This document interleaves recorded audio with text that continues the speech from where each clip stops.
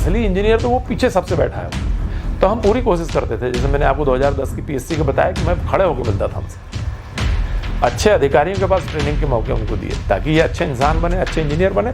आप सोसाइटी को मैं जो दे सकता हूँ, तो भाई ये आगे कंटिन्यूस बीम है, यहाँ आपको हॉगिंग बेंडिंग में विल बी मोर, तो सरिया को आपको दूर से मोड़ना पड़ेगा, पॉसिबल कि L/4 से मोड़ना पड़े, L/3 से मोड़ना पड़े। यहाँ जो है this is a discontinued support, तो ये लोगों को मालूम नहीं होता। 10 में से 6 ने नहीं बताया था।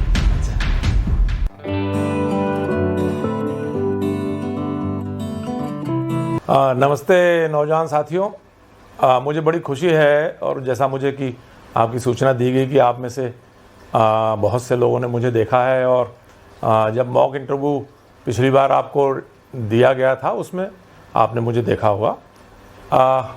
एक बार फिर मैं तुमको बधाई देता हूं भाई सबको कि आप बहुत अच्छा करें, और इंटरव्यू एक बड़ा अहम पड़ाव होता है इसका, क्योंकि आप एक बड़ा पड़ाव पूरा करके आए हैं और एक छोटा पड़ाव आपको पूरा करना है। तो इस पड़ाव को पार करने के लिए ये ज़रूरी है कि अपने आसपास जो गतिविधियाँ सिविल इंजीनियरिंग की चल रही है उसको ज़रूर देखें। आपके आसपास मेट्रो कंस्ट्रक्शन चल रहा है, आपके आसपास अभी जो ये कोलार रोड का अनाउंसमेंट हुआ है 242 करोड़ रुपए की सड़क, इसका काम चालू हो गया है। आपके संपर्क में अगर कहीं वो बंसल्स आते हैं कि 6 लेन में, एक लेन में कितनी चौड़ी सड़क होती है, 6 लेन में कितना लेन विड्थ होगा, आपसे इंटरव्यूअर जो पूछेगा कि आप कोलार जैसे घनी आबादी में से रोड निकालेंगे तो क्या वहाँ डिसमेंटलिंग होगी, कितनी होगी, अभी ज़मीन कितनी उपलब्ध है और कौन सी डिसमेंटलिंग होगी, उसका मुआवजा कुछ देते हैं क्या। तो ये जो आपके चारों तरफ, जैसे मेट्रो का बड़ा काम आपके यहाँ चल रहा है, बड़ी महत्वपूर्ण योजना भी है, तो मेट्रो के बारे में है या बड़े जो प्रोजेक्ट चल रहे हैं इसके बारे में है, या आपका जो रानी कमलापति स्टेशन में सिविल इंजीनियरिंग का कमाल है, कोई भी विषय एक आप जो भी साक्षात्कार में बताएं उसकी जानकारी पूरी हासिल करें। वो जानकारी आपके बहुत काम आएगी, और जो इंटरव्यूअर होता है, खास करके जो एक्सपर्ट पैनल में बैठता है, वो आपसे बड़ी सामान्य बात पूछता है कि श्रीमान क्या कर रहे हैं आजकल।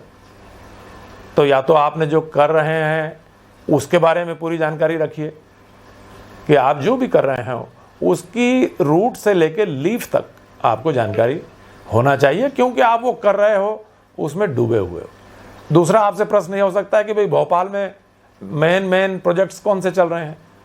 तो मेन प्रोजेक्ट जैसा मैंने आपको 2-3 नाम बताए, तो आप और भी कोई प्रोजेक्ट जो आपके आसपास चल रहा हो, कोई बांध का काम चल रहा हो, कोई और दूसरा काम, बड़ी बिल्डिंग बन रही हो, बड़ा कोई अपार्टमेंट बन रहा हो, कोई बड़े बिल्डर का काम चल रहा हो जो यहाँ का बड़ा पॉपुलर अपार्टमेंट हो, तो इसके बारे में आप वहाँ जाइए और उसके बारे में पूरी जानकारी हासिल करिए।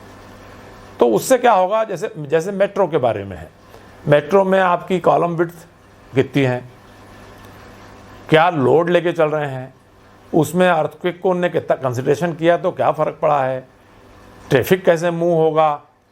कमलापति स्टेशन के सामने से 2 फ्लाईओवर बने हैं, फ्लाईओवर का पर्पज़ क्या है, क्या वो उतना खर्चा करने की उनको ज़रूरत थी, या उससे आपका सिंगल फ्लाईओवर में भी काम हो जाता।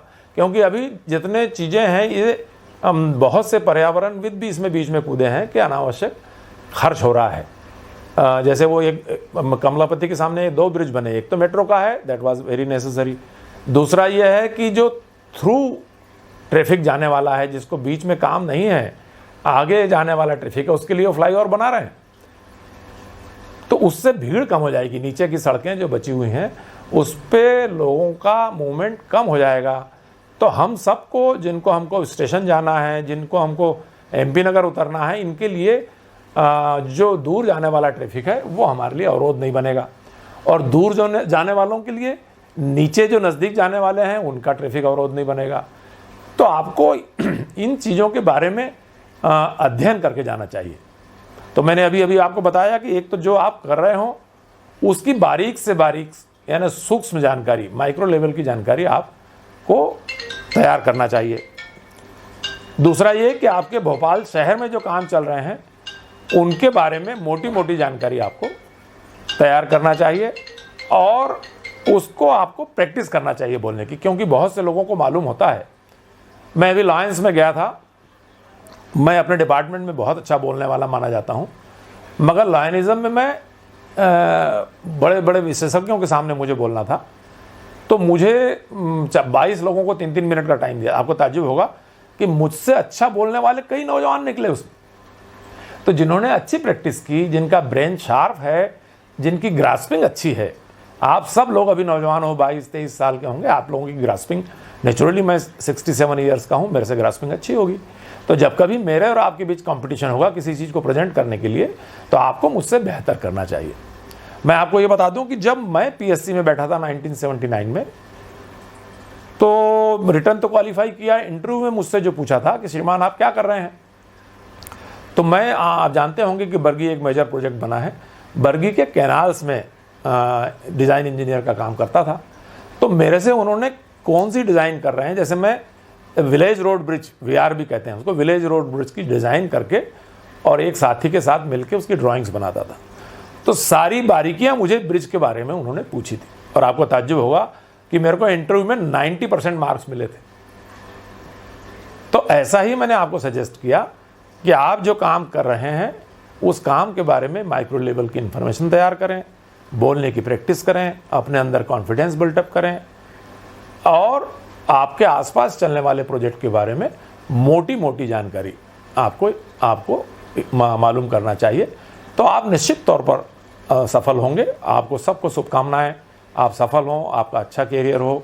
बहुत बहुत धन्यवाद, बहुत बहुत शुभकामनाएं।